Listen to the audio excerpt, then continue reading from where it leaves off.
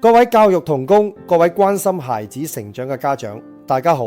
歡迎嚟到我嘅頻道，將放進教育上。我係你哋嘅 Dicky 校長。大家有冇發現今日嘅畫面有啲唔一樣？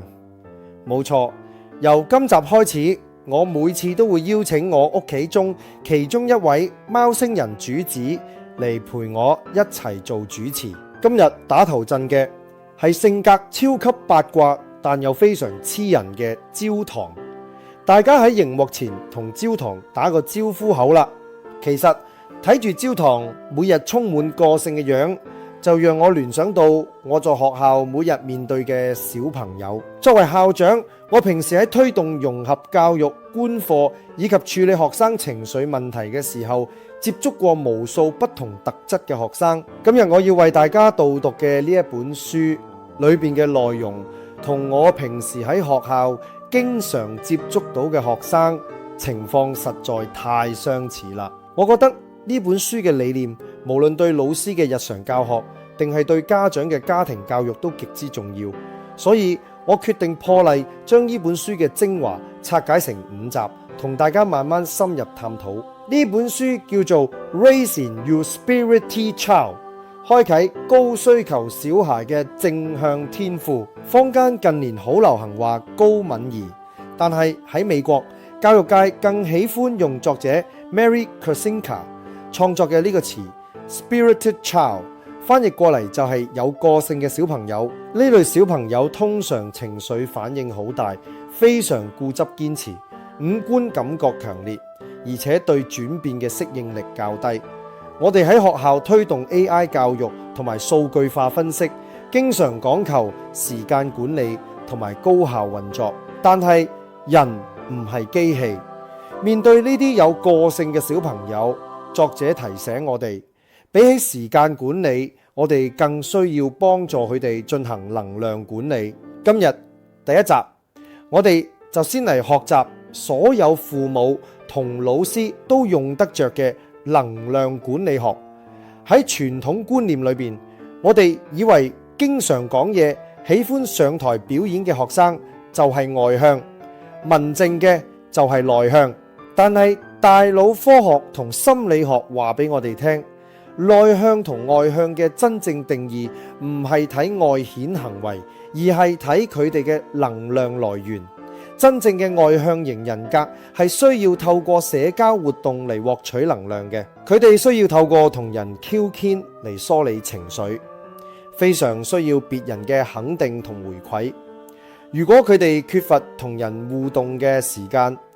能量耗盡就會變得暴躁。例如作者自己就係外向型，佢老公曾經喺情人節寫咗4張我愛你嘅卡片，放喺屋企唔同角落。呢種重複嘅肯定就能夠讓佢充滿能量。相反，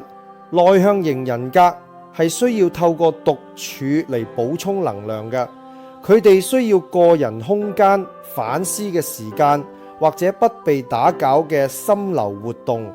例如專注砌 LEGO、做 STEAM 實驗等嚟重新獲得能量。書中提到一個好真實嘅例子，有位內向型嘅小朋友，明明同朋友玩得好開心，卻突然發脾氣打人，讓家長非常尷尬。後來家長先至明白，原來孩子嘅電量已經見底，需要遠離人群充電。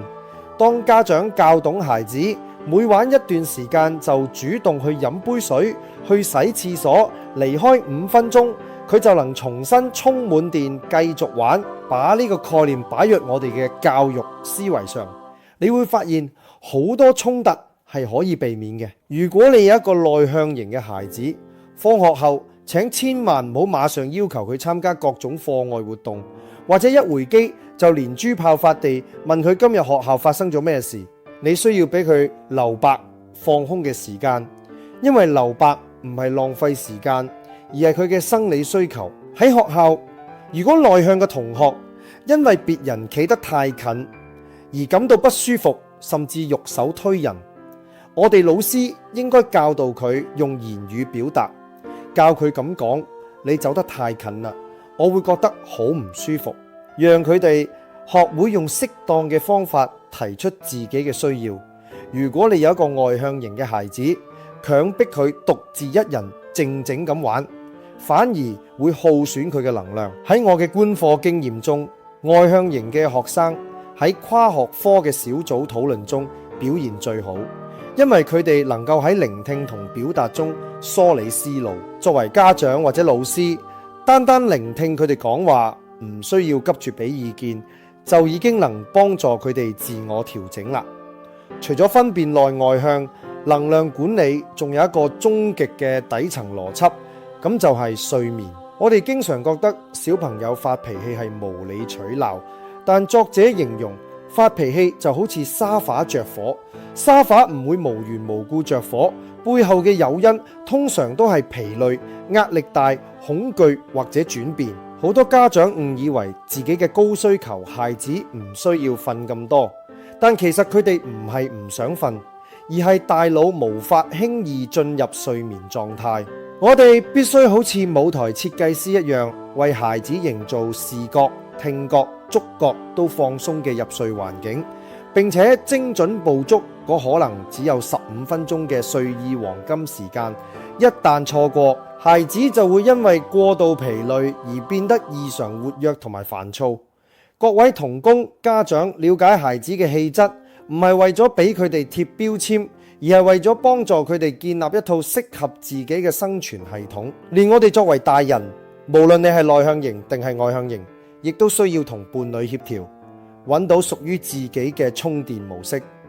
只有當我哋自己電量充足，我哋先至有足夠嘅耐性去引導下一代。今日嘅分享就先到呢一度，喺接落嚟嘅4集，我會繼續同其他嘅貓貓一齊為大家拆解更多高需求小朋友嘅日常痛點同解決策略。喺結束之前，我有一條問題想請大家喺留言區回答我。觀察一下你自己或者你班上嘅學生、屋企嘅小朋友，喺經歷咗極度疲憊嘅一日之後，你覺得自己或孩子係需要透過獨處靜靜地做一件事嚟恢復能量，定係需要揾人傾訴、參加聚會嚟充電呢？你認為自己係偏向內向型定係外向型？歡迎大家喺下邊留言，